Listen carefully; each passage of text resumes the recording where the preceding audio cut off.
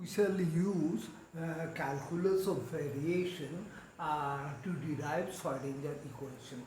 We, we know that the energy expectation value of a system, consider a one-dimensional system, then the energy expectation value is given by psi of x dx integrated from minus infinity to plus infinity, which is psi star minus h line square upon 2m d2 psi dx2 plus v psi of x dx. If we integrate this term once, we get, firstly I am minus h line square upon 2m psi star, then del psi del x between limits plus infinity to minus infinity, then plus h line square by 2m del psi star del x del psi del x plus psi star v psi dx integrated from minus infinity to plus infinity. This is the expression. This part is 0 for bound state problem, for bound state, because for bound state the wave function goes to 0 asymptotically.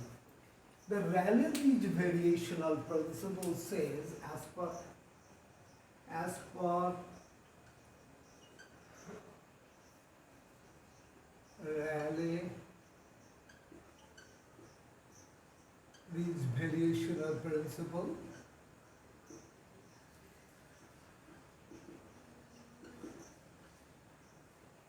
E for bound state is a minimum.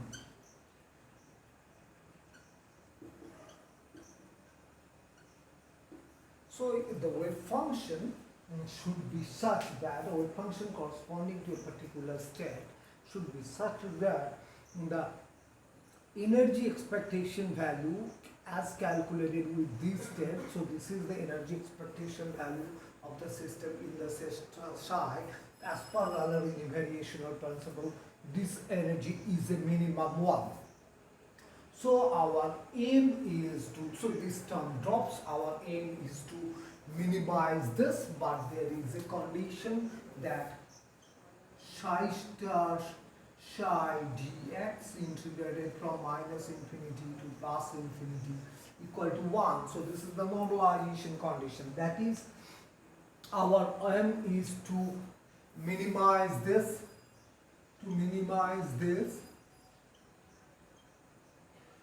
subject to the condition, this is the constraint.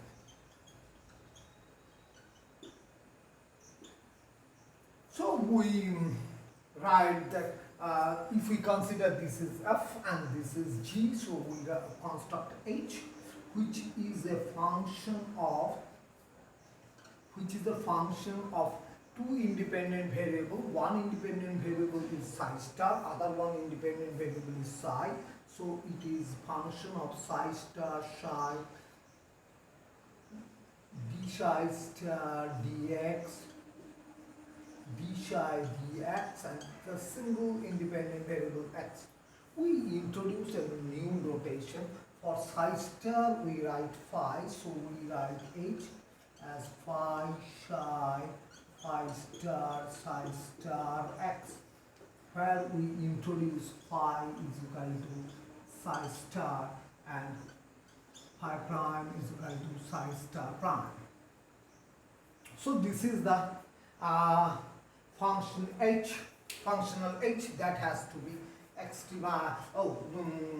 the function is this part h line square by 2m For this it is phi star psi star plus phi v psi minus lambda phi psi. This part has to be extremized. So we first write the so energy expectation value. So for bound state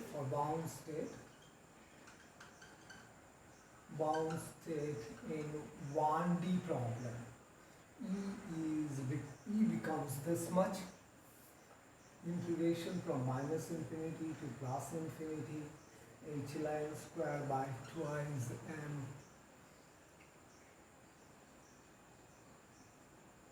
del psi star del x del psi del x plus psi star v psi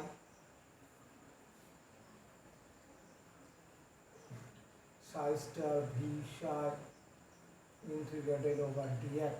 In our new notation, this becomes this is integration h line square by twice m phi star psi star plus phi v psi dx from minus infinity to plus infinity. This is one condition, and the other condition is the normalization condition and we have phi psi dx is equal to 1 integrated from minus infinity to plus infinity. So the functional h is h line square by twice m phi star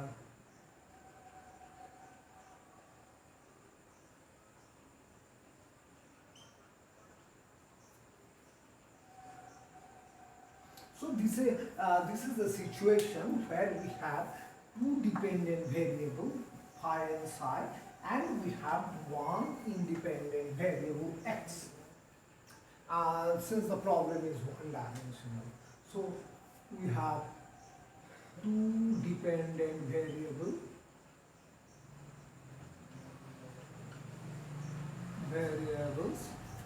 One is phi is equal to psi star and psi, and single independent variable.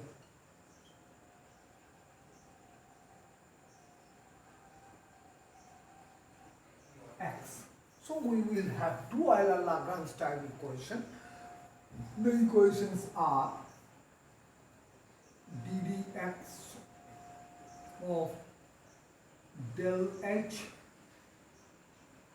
del phi prime minus del h del phi is equal to 0, one equation. Another equation is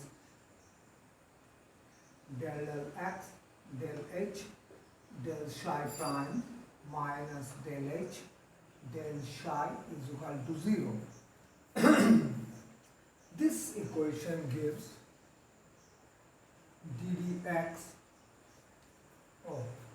when we differentiate it with respect to phi prime, we get h line square by twice m, it is phi prime, plus v phi, because we are this is first part.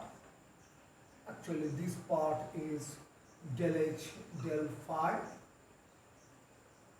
This is del h del phi prime, so del h del phi prime minus del h del phi. Del h del phi is v psi plus lambda psi is equal to 0. So this part is del h del phi. So if we rearrange this, it gives you minus h line square by 2m. This is the second derivative, del 2 psi del x2 minus, so this is v of psi, and we take it on the other side lambda psi, and we identify this Lagrange's undetermined multiplier lambda as the energy. So this is the Schrodinger time independent Schrodinger equation in 1D. This equation leads to the, if we go through these steps, this equation gives you the Schrodinger equation corresponding to psi star. So this will give you minus h line square by 2m del 2 phi del x2 plus phi v is equal to lambda phi, or this is minus h line square by 2iz d2 psi star dx2 plus psi star v is equal to lambda psi star. So these are the complex conjugate equations.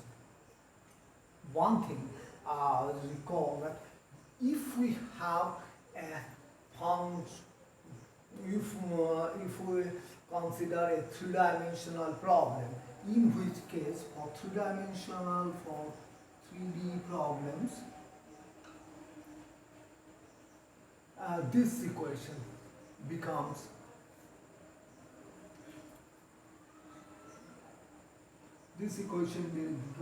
del del x del h del phi x minus plus del h del phi y plus del z del h del phi z minus del h del phi is equal to 0, where phi x is actually del phi del x, phi y is del phi del y, and phi z is equal to del phi del z. So this gives you to the leads you to the three-dimensional equation, three-dimensional Schrodinger equation.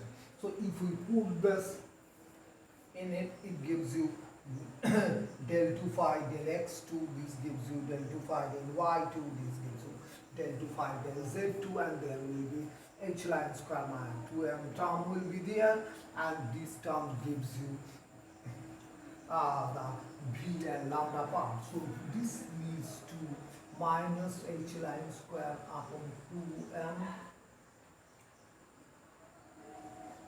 del 2 del x2 del 2 del y2 plus del 2 del z2 phi plus this equation. This is so this will be psi, because differentiating with respect to phi we get psi. Then we have v psi is equal to lambda psi. So this is 3D time independent Schrodinger equation. So here we have used the variational principle to derive Schrodinger equation. This problem is very nicely worked out in the book by Takawai and Puranik.